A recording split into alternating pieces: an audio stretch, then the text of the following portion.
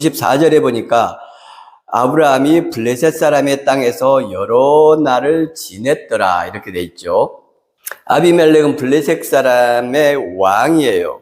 그 아비멜렉이 군대 장관 비골과 함께 아브라함에게 왔다. 자기 땅에 와서 사는 낯선 이방인 아브라함을 만나려고 하면 아브라함을 데리고 오라, 불러오라 라고 신하를 보내겠죠. 그런데 여기서는 아비멜렉 그 왕이 자기 땅에 거하는 아브라함을 찾아왔어요. 20장 1절에 아브라함이 거기서 네게브 땅으로 옮겨가 가데스와 술 사이 그랄에 거류하며 그의 아내 사라를 자기 누이라 하였으므로 그랄 왕 아비멜렉이 사람을 보내어 사라를 데려갔더니 아내건 여동생이건 간에 사람을 보내서 그 여자 데리고 와라. 이때 사라의 나이가 상당히 많았습니다. 그 나이에 엄청나게 이뻤다는 것이 이해는 안 되지만 그렇게 이쁜 여자가 그 나이가 되도록 결혼을 안 하고 있다는 것은 아비멜렉뿐만 아니라 모든 사람이 이상하게 여겨야 될 일이죠. 근데 그런 것에 대한 질문 하나 없이 사라 내 아내 삼겠다 불러왔어요. 아비멜렉이 어떤 사람인가를 잘 볼 수 있는 대목이죠. 그리고 하나님께서 꿈에 나타나셔서 아브라함의 아내다. 그러니 아브라함에게 가서 기도해 달라고 해라. 그럼 내가 용서해 주겠다. 이렇게 이야기를 합니다. 꿈속에서. 그랬더니 아비멜렉이 양과 소와 종들을 이끌어 아브라함에게 주고 그의 아내도 돌려보냈다. 그러니까 자기한테 뭔가 손해가 될 만한 일이 있으면 아낌없이 막 내놓는 거죠. 자기 용서를 위해서 기도해 달라 하면서 자기 재산들을 막 줬습니다. 그리고 오늘 21장에 보니까 아브라함을 찾아왔어요. 아쉬운 게 있어서 찾아왔겠죠. 불러도 되는데. 그러니까 자기가 아쉬운 것이 있으면은 낯선 이방인이건 힘이 없는 사람이건 가서 얼마든지 굽신거리면서 아부할 수 있는 그런 인품이다. 비골, 군대 책임자를 데리고 왔다. 외소한 사람도 장군이 되고 지휘관이 되는 그런 시절이 아니에요. 4,000년 전 아닙니까? 그때는 힘 있는 사람이 무조건 군대를 통솔합니다. 덩치가 크고 아주 우락부락하고 무섭게 생겼을 겁니다. 그래서 군대 지도자가 됐을 거예요. 근데 그 호위무사 같은 비골과 함께 아브라함을 만나러 갔다. 과시하고 겁박하려고 하는 의도가 충분히 보이죠. 비골이 아브라함에게 두려움을 주려고 하는 그런 의도가 있다고 볼 수 있죠. 그리고 또 빈손으로 왔다는 것도 이해하기 어렵습니다. 23절에 보니까 너는 나와 내 아들과 내 손자에게 거짓되이 행하지 아니하기를 맹세하라. 하나님 이름으로 맹세하라. 아브라함의 가장 약점이죠. 하나님 이름으로 상대의 약점을 파고들면서 자기의 이익을 취하는. 자, 여기까지만 할게요. 더 많은 것들을 이야기할 수 있지만 아비멜렉은 굉장히 사악하고 나쁜 사람이고 사악한 군주죠. 자, 그런데 아비멜렉을 다른 측면에서 한번 봐보겠습니다. 자기 땅에 있는 나그네에게 그 지역의 왕이 군대 장관, 가장 자기의 신복을 데리고 찾아왔어요. 겸손함이죠. 얼마든지 사람을 불러서 데리고 올 수 있어요. 사라를 데려갈 때는 사람만 보내가지고 사라 데려와라. 끝이었잖아요. 근데 여기서는 다른 모습을 보이는 겁니다. 아비멜렉이 자기 부하들, 신하들이 이끌고 나그네를 찾아왔다. 그리고 하는 말이 내 아들과 내 손자에게 거짓되이 행하지 말아달라. 부를 수 있었습니다. 자기의 신하들을 전부 대기를 시키고 군사들을 전부 준비시키고 너 이 지역에 있든지 우리 땅을 떠나든지 간에 내 자녀들과 내 아이들에게 어떤 경우에도 해코지 않겠다고 맹세하라. 이렇게 강압적으로 할 수 있었는데 전혀 다른 분위기가 지금 펼쳐지죠. 22절에 너가 무슨 일을 하든지, 여기서 무슨 일을이라는 말이 원어가 콜이란 말이 있습니다. 콜은 전체 모든 것, 완전함 이걸 뜻하는 단어예요. 그러니까 아비멜렉이 볼 때에 내가 봤더니 전체 너의 삶이 완전한 하나님을 드러내더라. 그리고 하나님께서 너와 함께 하신다는 것을 내가 알 수 있더라. 하나님을 찬양함과 동시에 아브라함을 칭찬하고 있는 거예요. 굉장히 예의 바르죠. 그렇게 훌륭하고 대단한 하나님의 동행과 완전함을 삶 속에서 실천하는 너가 내 자녀들과 내 후손들, 내 손자들까지 잘 대해주기를 바란다. 23절에 그렇게 돼 있죠. 내가 너한테 잘 접대하지 않았느냐. 이 이야기를 하는 거예요. 겸손하죠. 방금 좀 전에 아비멜렉은 나쁜 사람이다라고 이야기하면서 나쁜 부분으로 제가 해석을 한 부분이 있고, 지금 여기서는 좋은 쪽으로 또 해석을 해요. 여러분, 이게 정말 중요합니다. 성경을 볼 때에 성경 본문을 통해서 깊이 묵상하고 하나님의 음성을 듣고자 하는 마음이 없으면 원래 내가 가진 생각, 내가 가진 가치관, 내 뜻대로 성경을 해석해버려요. 모든 인간이 그렇습니다.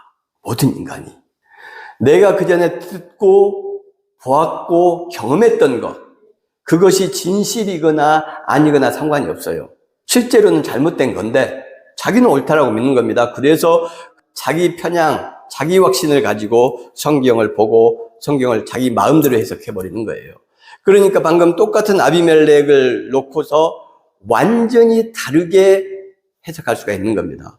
소돔과 고모라는 동성애 때문에 망한 게 아니다라고 성경을 통해서 명확하게 제가 말씀을 드렸지만 그 자아크와 차아카, 부르짖음, 정치적, 경제적, 사회적인 압박과 폭력과 착취, 그것으로 인한 가장 약자의 부르짖음, 세상에는 도울 사람이 없는 사람의 부르짖음을 바로 자아크라고 하고 차아카라고 한다. 성경에서 그렇게 쓰인다라고 성경을 찾으면서 제가 말씀드렸잖아요. 이걸 들어놓고도 소돔과 고모라는 무슨 소리야, 동성애 때문에 다 망한 것이지 라고 생각을 합니다. 소돔과 고모라가 동성애 때문에 멸망했다라는 문장도 없고 그런 뉘앙스를 깐 그렇게 해석할 수 있는 것도 없어요. 전혀 없습니다. 성경 전체에. 근데 우리는 그렇게 확신하는 거예요. 의도된 해석들이 우리한테 뇌리에 꽂혀 있는 거예요. 그래서 성소수자를 가장 핍박하는 집단과 나라, 모든 조직을 통틀어서 기독교가 제일 핍박을 합니다. 사람이건 짐승이건 태어날 때부터 약 3%는 성 정체성이 희박하다고 합니다. 암탉도 자기가 수탉이라고 생각을 한다는 겁니다. 본능적으로. 말도 그렇고 고양이도 그렇고 개도 그래요. 모든 동물은 태어날 때 약 3% 정도가 그렇다고 합니다. 퍼센트는 중요한 게 아니에요. 그러나 중요한 것은 이것은 명확한 자연 법칙이라는 겁니다. 어떤 의도된 자들이 성경을 인용해서 그렇게 잘못된 해석을 우리한테 세뇌시키고 주입시킨 거예요. 그래서 성경이 없는데 그 이야기를 계속합니다. 하나님의 말씀을 왜곡한 악마는 어디서 나옵니까? 예수님을 테스트했던 사탄이 바로 악마로 등장을 했었죠. 하나님의 말씀으로 예수님을 테스트하지 않습니까? 성경을 왜곡하는 것은 그런 악마의 행태를 하는 것과 같다. 우리가 성경을 다 바로 해석할 수는 없지만 노력해서 성경 본문을 읽고 깊이 생각할 때에 하나님의 음성과 메시지를 들을 수 있습니다. 내 마음대로 쉽게 다른 목사들이 말했던 것, 다른 장로, 권사, 주일학교 선생님이 말했던 것이 진실이라고 생각하면 안 됩니다. 자기 자신의 생각에 항상 의문을 던져야 돼요. 이게 얼마나 중요한지 제가 방금 아비멜렉을 어떻게 볼 수 있느냐, 두 가지 상반된 입장에서 살짝 언급을 한 겁니다.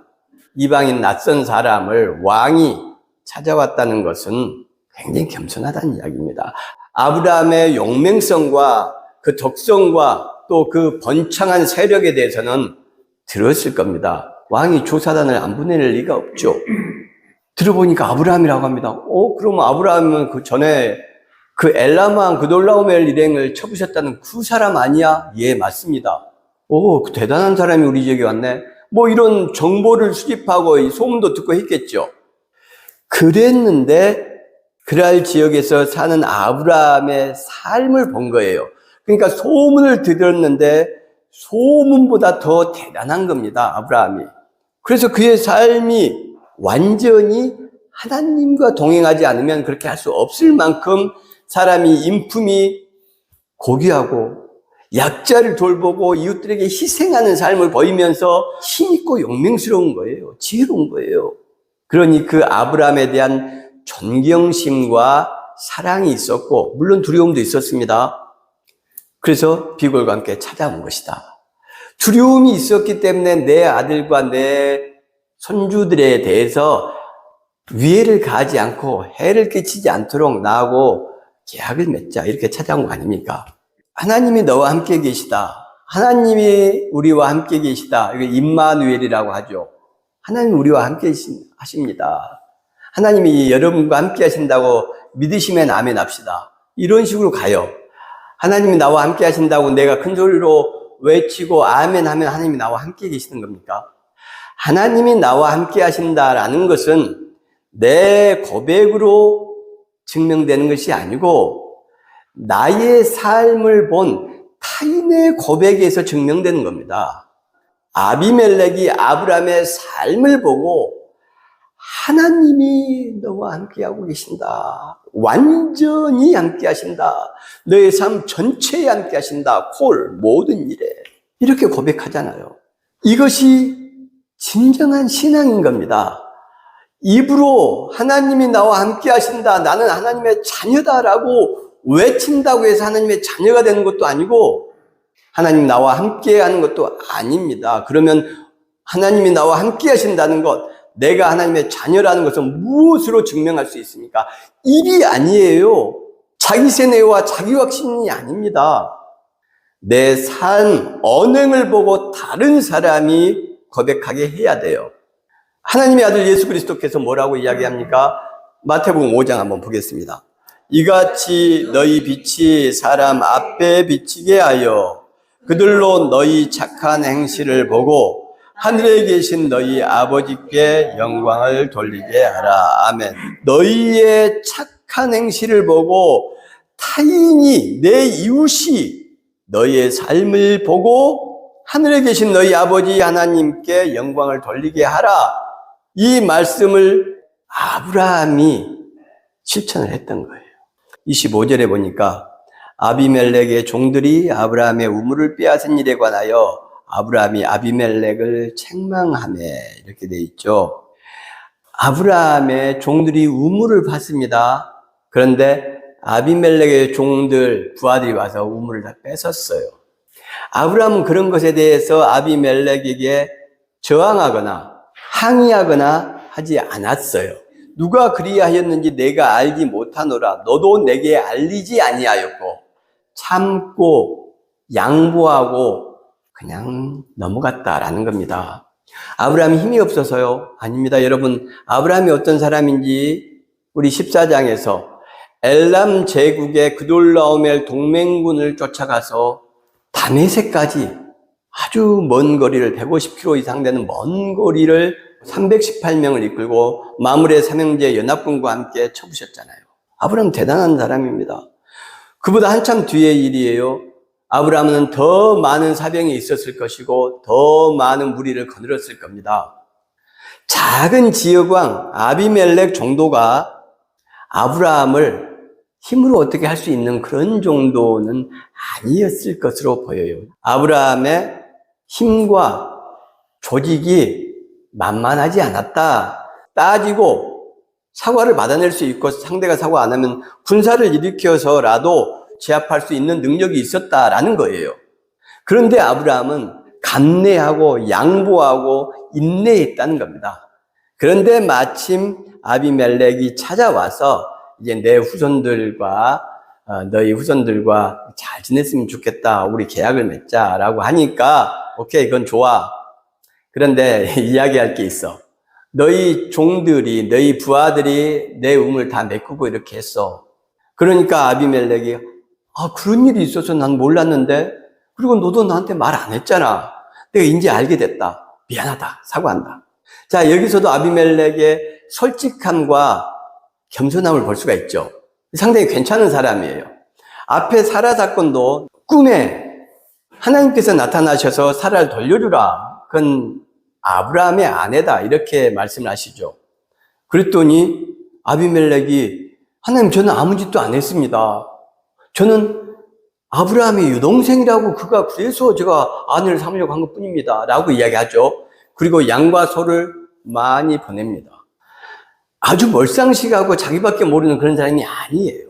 여기서도 자기가 잘못했더라도 아브라함이 이렇게 책망하면 기분 상하죠. 나그네 주제에 너가 힘이 있으면 얼마나 있을 것이며 내가 이 지역의 왕이야. 내 땅에서 너가 우물을 팠으니 그 우물은 내 것이지 라고 말할 수 있는 거예요. 근데 그렇게 하지 않고 내가 오늘에야 들었다 이러면서 사과를 했다는 거예요.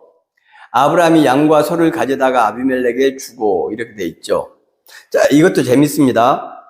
계약을 맺으러 온 사람은 아비멜렉이에요. 아쉬운 사람이 아비멜렉인 것이죠. 또 우물 사건에 대해서 사과를 한 것도 아비멜렉이에요. 아쉬운 사람, 조약을 맺자라고 청하러 온 사람, 실수를 하고 잘못을 한 아비멜렉이 예물을 내놔야 되죠. 그런데 아브라함이 양과 소를 가져다가 아비멜렉에게 줍니다. 아브라함이 어떤 사람인가를 봐야 돼요, 여러분. 네 종들 나한테 잘못했어. 너 내 아내한테도 그랬잖아. 그리고 지금 너가 자녀들과 후손들을 후대해달라고 조약을 맺으려고 하면 너가 예물을 좀 가지고 와서 성의를 보여야지. 이건 아니지 않니? 라고 아브라함 말할 수 있습니다. 근데 그게 아니에요. 아브라함이 예물을 갖다 줍니다. 양과 소를 주고 아브라함의 겸손함과 인품을 알 수가 있다는 겁니다. 이게 상당히 놀라운 거예요. 지금 우리가 아브라함에 대해서 12장부터 쭉 한 10장을 보고 있는데 아브라함이 어떤 삶을 살았는지 잘 보이잖아요. 믿음의 조상 아브라함의 삶은 이런 겁니다. 기독교인의 믿음이라는 것은 이런 거예요. 아브라함이 우리 믿음의 조상이다라고 외친다고 그 사람이 아브라함의 신앙적 자녀가 되는 게 아닙니다. 아브라함 같은 이런 삶을 살 때 양보하고 희생하는 삶, 인내하고 참는 삶, 이웃을 돌아보는 삶을 살 때에 우리가 참된 믿음의 소유자가 되는 거예요. 아비멜렉이 묻습니다. 아니 양과 소 지금 나한테 많이 줘놓고서 또 이 7 암양 새끼는 또 뭐냐? 아브라함이 이르되 너는 내 손에서 이 암양 새끼 7을 받아 내가 이 우물판 증거를 삼으라 하고, 두 사람이 거기서 맹세하였으므로 그곳을 부엘세바라 하였더라. 그래서 이 부엘세바를 맹세의 우물, 이 부엘, 베르가 우물이에요. 쉐바는 맹세란 뜻이 아니고 7이란 뜻이에요. 7. 여기 7 암양 새끼를 주었다라고 돼 있지 않습니까? 베르쉐바의 원어적 의미는 7 우물, 그러니까 양 7마리를 주고 증거한 언약의 우물, 맹세의 우물 이런 뜻이 되는 거죠. 해석을 하면은 창세기에 보면 한 사건인 것 같은데 약간 다르게 기록된 내용들이 있다. 그 문서가설에 대한 이야기를 조금 했습니다. 여기도 보세요. 이 부엘세바도 지난주에 두 곳에서 이야기가 된다. 오늘 본문 또 26장에서 이삭과 관련해서 33절에 그가 그 이름을 세바라 한지라 그러므로 그 성읍 이름이 오늘까지 부엘세바더라. 이 부엘세바에 대한 기원도 지금 2개가 있죠. 한 이름에 대한 기원이 2개, 3개가 나온다 이 말입니다. 이상하죠. 무엇이 진실인지는 알 수가 없어요. 16장 11절 여호와의 사자가 또 그에게 이르되 너가 임신하였은즉 아들을 낳으리니 그 이름을 이스마엘이라 하라. 이는 여호와께서 내 고통을 들으셨습니다. 이스마엘 이름의 기원이 나오죠. 여호와께서 내 고통을 들으셨다. 17장 20절에 보면 이렇게 되어 있어요.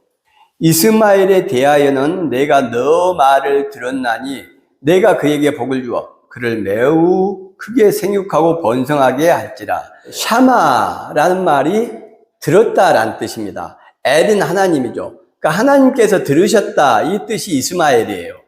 그 이름의 기원이 2개가 나와요. 다른 것도 있죠. 이삭. 아브라함이 엎드려 웃으며 마음속으로 이르되 100세 된 사람이 어찌 자식을 낳을까? 사라는 99세니 이삭이란 말이 웃는다, 웃음이란 뜻이죠. 그래서 아브라함이 이렇게 웃었기 때문에 이삭으로 지었다. 이게 17장 17절의 내용이에요. 그런데 18장 12절에 또 이렇게 되어 있습니다. 사라가 속으로 웃고 이르되, 여기서 사라가 웃었다. 그래서 이삭이다라고 이야기를 해요. 사라가 두려워서 부인하여 이르되 내가 웃지 아니하였나이다.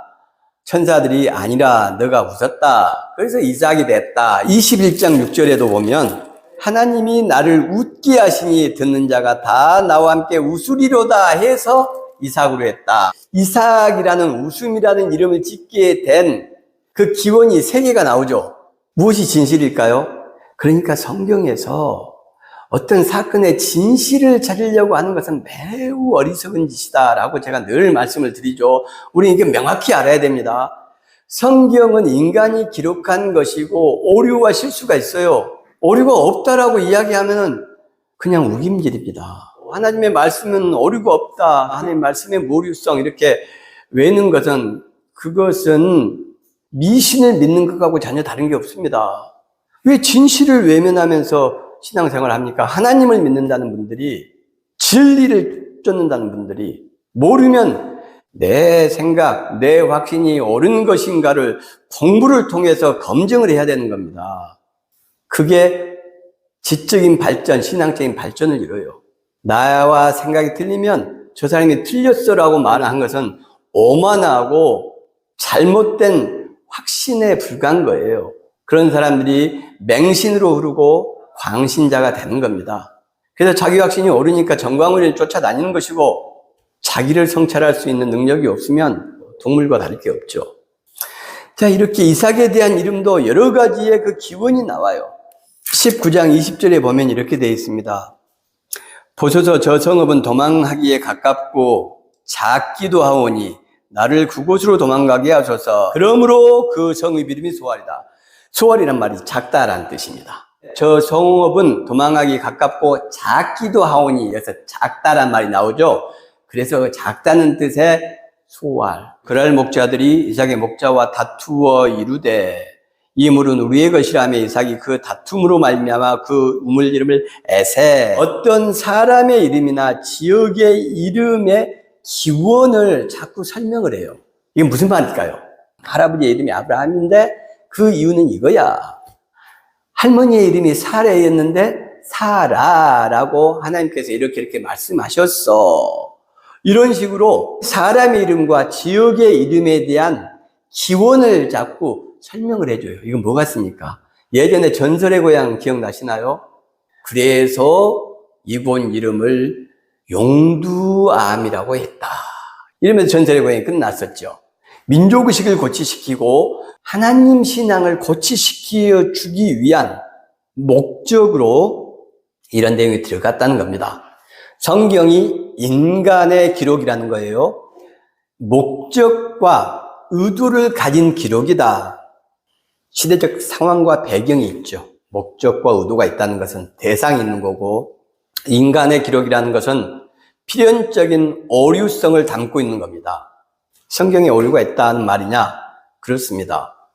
내용에 있어서 오류가 없기 때문에 하나님 말씀이다라고 말하는 사람은 성경을 너무나 모르고 신학 공부도 전혀 하지 않고 좀 심하게 말하면 제정신이 아닌 겁니다. 자기가 무슨 말하는지를 모르는 거예요.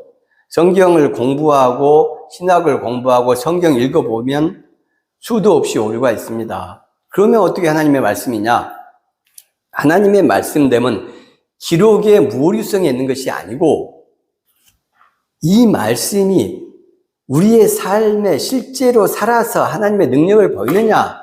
다시 말해서 절망적인 사람들을 희망으로 이끌고 좌절하고 낙담한 사람들을 기쁨과 소망 가운데 이끌어낼 수 있는 실질적인 에너지가 있느냐, 그런 역할을 하느냐, 여기에 하나님의 말씀이냐 아니냐가 있는 거예요.